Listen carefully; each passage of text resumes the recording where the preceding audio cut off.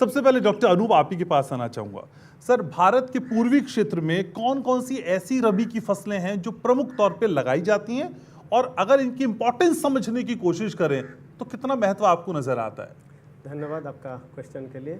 सबसे पहले तो भारत की जो पूर्वी क्षेत्र है जी, इस क्षेत्र जो आपका रबी फसलों के लिए खासकर आपका गेहूँ, तिलहन, दलहन, मक्का और सब्जियां के लिए काफ़ी प्रमुख है और इस देश का जो है हमारा खाद्य सुरक्षा में काफ़ी अहम भूमिका निभाती है।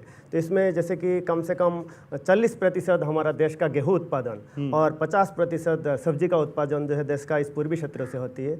और रबी सब्जियों में खासकर आपका आलू, पत्ता गोभी और फूल गोभी प्रमुख है। ऐसे ही देश का कम से कम 1/4 जो दलहन का उत्पादन ये हमारा पूर्वी भारत से होता है। और अगर हम बिहार का बात करें तो लगभग 4.5 लाख हेक्टेयर में बिहार में जो दलहन का उत्पादन किया जाता है और उसमें से भी लगभग 50% उसमें जो है रबी दलहन है। ऐसा ही लगभग 1,01,000 हेक्टेयर जो हमारा बिहार में तिलहन होती है और उसमें से ज़्यादातर हिस्सा जो है वो सरसों का है। तो हमारा अगर हम लोग बात करें ये सब रबी फसलों का, तो ये किसान का आजीविका के लिए, उनका पौष्टिक सुरक्षा के लिए काफ़ी अहम है। चलिए दर्शक दीर्घा में चलते हैं। अजय हमारे साथ जुड़ रहे हैं। अजय जी, क्या है आपका सवाल, पूछिए। हम लोग धान और गेहूं मुख्य फसल उत्पादक हैं और हम चाहते हैं कि इसका धान और गेहूं का और ज़्यादा उपज कैसे प्राप्त करें। धन्यवाद आपका प्रश्न के लिए।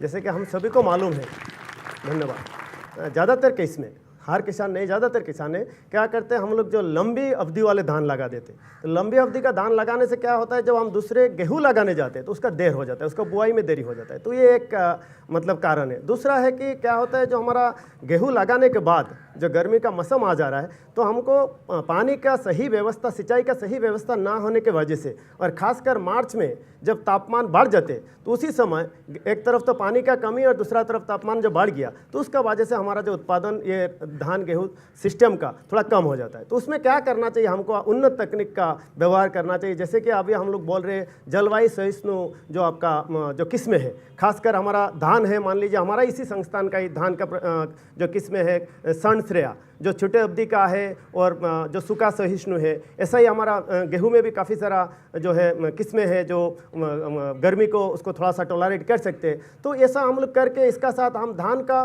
सीधी बुआई भी कर सकते हैं। और धान काटने के बाद गेहूं को अगर हम शून्य जुताई करके लगाए और साथ साथ अगर हम उसमें फसल का जो अवशेष है उसको अच्छा से प्रबंधन करें, और धान और गेहूं का बाद अगर एक हम गर्मा मूंगबीन ले लें तो ये धान गेहूं गर्मा मूंगबीन साथ में आपका गेहूं में शून्य जुताई से बुआई